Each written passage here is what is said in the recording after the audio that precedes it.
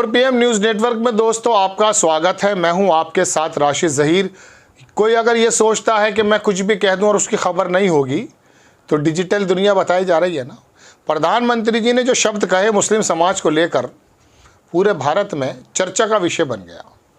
और मोदी जी चाहते भी यही थे कि जो ठंडा चुनाव चल रहा है किसी तरीके से हिंदू मुस्लिम बन जाए, ताकि वो सोया हुआ समाज जो नीरसता में है, जो भारतीय जनता पार्टी से जो उम्मीद कर रहा था वो पूरी ना होने की वजह से अपने घरों में बैठ गया है और वोट देने नहीं निकल रहा है, उसको किसी तरीके से धार्मिक एतबार से गर्माहट पैदा की जाए, उसको धार्मिक पशु बनाकर सड़कों पे निकाला जाए ताकि वो कमल के फूल पर निशान पे बटन दबा दे और भारतीय जनता पार्टी पहले की तरह धार्मिक ज्वार पैदा करके सत्ता में आ जाए, ऐसा लोगों का कहना है।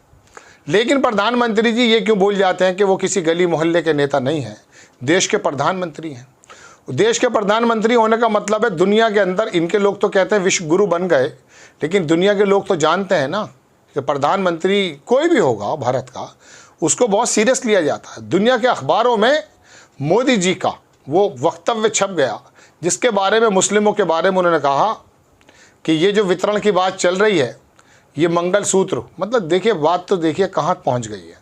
मैं ये शब्द भी इस्तेमाल नहीं कर सकता कि कितने घटियापन का बयान है। मैं ये भी नहीं बोल सकता चूँकि मेरे प्रधानमंत्री हैं, लेकिन दुनिया के अखबारात क्या लिख रहे हैं और ये विश्व गुरु मानने वाले जो कुछ लोगों को दिलासा दे रखा है, पता चल जाएगा इन्हें कि भारतीय जनता पार्टी जिस नेता की अगुवाई के अंदर दुनिया का नंबर 1 होने का तमगा लेती है, वहाँ उसकी बुराई और भारत के प्रधानमंत्री पद पर बैठे हुए व्यक्ति की क्या भर्त्सना की जा रही है। आप देखें दोस्तों, मैं आपको खबर दिखाता हूँ। बहुत बड़ा अमेरिका का अखबार है टाइम्स, किसी ज़माने में प्रधानमंत्री जी का फ़ोटो भी छापा था, तारीफ़ में भी और थोड़ी भर्त्सना करते हुए भी। टाइम्स ने लिखा, outcry as a Narendra Modi calls Indian Muslim infiltrators. मतलब जो बयान दिया है कि घुसपैठियों वाला, opposition accuse PM of the dividing through hate at the start of the 40-day election. जब 40 दिन इलेक्शन के रिजल्ट में बाकी हैं, प्रधानमंत्री जो हैं डिवाइडिंग कर रहे हैं अपनी हेट स्पीच से सोसाइटी को। दूसरा अखबार दिखाता हूं मैं दोस्तों, इंडियन एक्सप्रेस तो भारत का ही, उसने भी बड़ी अच्छी बात लिखी। उसने लिखा कि कांग्रेस गवर्नमेंट जो है यूज़ करती थी to say Muslim have first right to wealth. जो मनमोहन सिंह के बयान के बारे में वो उसके बारे में लिख रहा है। आगे लिखता है कि they will distribute the wealth to those with more children. वो तुम्हारी वेल्थ को जो है उन लोगों को बांट देंगे जिनके ज़्यादा बच्चे पैदा हों। पीएम मोदी इन राजस्थान। ये तो इंडियन एक्सप्रेस से छोड़ दीजिए, मैं आपको दिखाता हूँ दोस्तों न्यूयॉर्क की खबर। Modi calls Muslim infiltrators who would take India wealth. घुसपैठिए जो मुस्लिम हैं वो इंडिया की वेल्थ को ले जाएंगे, ये समझ लीजिए इसका मतलब। कौन छापता है? न्यूयॉर्क टाइम्स छापता है। नीचे लिखता है the direct language used against the country largest minority was a contrast to the imagined Prime Minister Narendra Modi present on the world stage। मतलब उसने कहा अखबार ने कि डायरेक्ट लैंग्वेज, बिल्कुल साफ सुथरे लफ्ज़ों में कहा, जो देश की यानी कि भारत की लार्जेस्ट माइनॉरिटी है उसके बारे में जो इमेज है प्राइम मिनिस्टर की, वो बताती है कि किस प्रकार से दुनिया के स्टेज पर, दुनिया के मौके पर, दुनिया के मंच पर प्रधानमंत्री स्टैंड करते हैं। आप दूसरा अखबार देखेंगे दोस्तों, ये CNN ने भी छाप दिया, Modi's Muslim remarks spark hate speech accusation as India mammoth election deepens divides. बात यह है, CNN लिखता है डिवाइड एंड रूल के बारे में तो मैं कई बार कह चुका ना, ये स्पीचेस जो हैं स्पार्क पैदा करती है, बंटवारे की तरफ जाती है। ये CNN लिखता है और मोदी जी की तस्वीर भी लगाता है दोस्तों। तो ऐसा नहीं है कि आप आंखें बंद करके उस खरगोश की तरह बैठ जाएं जिस पर बिल्ली झपट्टा मारने वाली होती है और खरगोश जो है आंखें मीच के ये सोच लेता है कि नहीं सब कुछ होगा, all is well, Modi ji है तो मुमकिन है, मोदी जी है तो मुमकिन है। ऐसा नहीं है। मोदी जी भी 2 हाथ पैर वाले इंसान हैं जो देश के तमाम जो अलग अलग जातियों के अलग अलग लोगों का इकट्ठा होकर समूह देश की तरक्की में जब आगे बढ़ता है, मोदी जी उसको अगुवाई करते हैं। असल मेहनत तो उन लोगों की होती है। तो मोदी जी को आप जादूगर मान लें, विश्व गुरु मान लें, आप कुछ भी मान लें, आप तो भगवान भी मान रहे हैं। एक मंत्री तो नोएडा का कह रहा कि जो अपने मोदी का नहीं वो अपने बाप का नहीं, महेश चंद्र शर्मा। बताइए अब ये तो शब्द आ चुके हैं।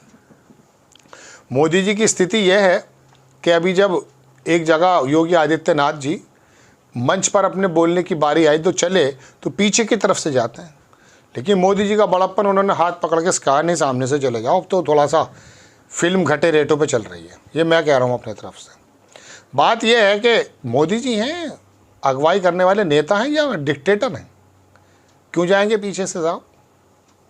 शर्म है, लिहाज है या ये डर है? नड्डा के मुंह से 2 शब्द नहीं निकलते हैं, अमित शाह मोदी, अमित शाह मोदी। बाकी नेता कहाँ गए? क्या राजनाथ, शिवराज चौहान, वसुंधरा, रमन सिंह, इनका कोई रोल नहीं है? देश में कोई और नेता नहीं है नितिन गडकरी जैसा आदमी? जब आप मैनिफेस्टो बनाते हुए 27 आदमियों में उसे शामिल नहीं करते, इमेजिन कर सकते हैं without the Nitin Gadkari how can you manage the manifesto? Not संकल्प पत्र बना सकते हैं आप बिना गडकरी के? ये गडकरी को प्रधानमंत्री के बारे में कहो, हालात बदल जाएंगे अभी, क्योंकि जुमलेबाजी और झूठ से देश परेशान हो गया। उस आदमी पे कितने भी आरोप लगाने की कोशिश करो, लेकिन उसने काम किया ज़मीन पर। यह बात अलग है कि NHAI पर दुनिया भर का कब्जा है, लेकिन नितिन गडकरी ने काम तो किया है, काम मेहनत करते हैं वो आदमी। मगर मुझे इत्तफाक ये लग रहा है, मतलब विडम्बना के नागपुर से रिपोर्ट आई, उनका इलेक्शन थोड़ा ख़तरे में है। ये बदकिस्मती की बात। वहाँ के तो मुसलमानों को भी नितिन गडकरी को वोट दे देना चाहिए, क्योंकि जानते हैं कि नितिन गडकरी ने किया क्या है। मनमोहन सिंह जिस वक्त हार गए दिल्ली से, शायद गोयल थे वो, उन्होंने हरा दिया था, तो मनमोहन सिंह का एक अल्फाज आया, उसने कहा मुझे हारने का कोई गम नहीं है। मैं दरअसल गम इस बात का है कि मुझे हराने वाले वो लोग हैं जो जानते हैं कि मैंने क्या किया है देश के लिए। PV नरसिम्हा राव ने जब बाजारीकरण को रास्ते खोल दिए थे और मनमोहन सिंह को वित्त मंत्री बना करके दुनिया के सामने एक ऐसा वित्त मंत्री पेश कर दिया कि जिसका CV आया, तो बराक ओबामा की आंखें खुल गईं और कहा कि मनमोहन जब बोलते हैं ना तो दुनिया सुनती है। और एक आप चपर चपर चपर चपर करे जा रहे हैं। किसको मैं कह रहा हूँ तो आप भी जानते हैं। मनमोहन सिंह के बारे में मौनी बाबा कर दिया, उसके काम तो देखो ना। ये 10% की जो GDP अगर गई है भारत के इतिहास में, कुछ ही वक्त के लिए सही, भले 8 पे आकर रुक गई थी, वो मनमोहन ही तो थे। क्या किया आपने मनमोहन के साथ? मजाक उड़ाने का काम किया लोकसभा में उस आदमी के साथ कि डॉक्टर साहब बरसाती पहन, मतलब क्या बात कही। अगर उनके इर्द गिर्द भ्रष्टाचार हो भी रहा था तो आप मनमोहन सिंह को ब्लेम करेंगे और इस वाले शब्दों में?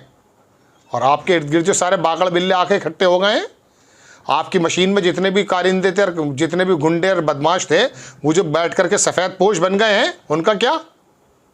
मनमोहन सिंह के बारे में बोलने की बात तो छोड़ दीजिए। मैं अपने जीवन में जब से मैं पत्रकारिता कर रहा हूँ, मनमोहन सिंह जी के बारे में मैं कोई ऐसा प्रोग्राम नहीं बना पाया कि मैं उनकी भर्त्सना कर पाऊँ। मुझे कोई नज़र ही नहीं आया। उसकी काबिलियत, उसका सौम्य व्यवहार, आप यकीन मानिए मैं बहुत छोटा और बहुत कम उम्र, कम तजुर्बेकार व्यक्ति हूँ। मनमोहन सिंह जी की तारीफ के बारे में भी मेरे पास शब्द, एप्रोप्रिएट शब्द नहीं हो सकते। बराक ओबामा जैसा चुप हो जाता ना आदमी। आप मजाक उड़ाने का काम कर रहे थे लोकसभा में उनकी, और देश देख रहा है उस मनमोहन सिंह को। जब दुनिया में रिसेशन आया 2007-8-9 में, तो लिक्विडेशन होती है, क्या होता है, तरलता, बैंकों के उसमें रोक दिया पैसा। चाइना और भारत ही था जो दुनिया में उस रिसेशन से जो है किसी तरीके से इफेक्ट नहीं हुआ।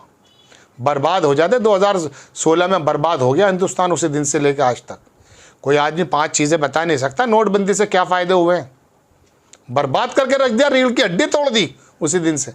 आपकी समझ में नहीं आ रहा है। आपको खबर कैसी लगी अपनी राय कमेंट्स बॉक्स में ज़रूर दीजिए। चैनल को सब्सक्राइब कीजिए, शेयर कीजिए। नेक्स्ट टाइम मैं किसी खबर के साथ हाजिर होता हूँ। जय हिंद।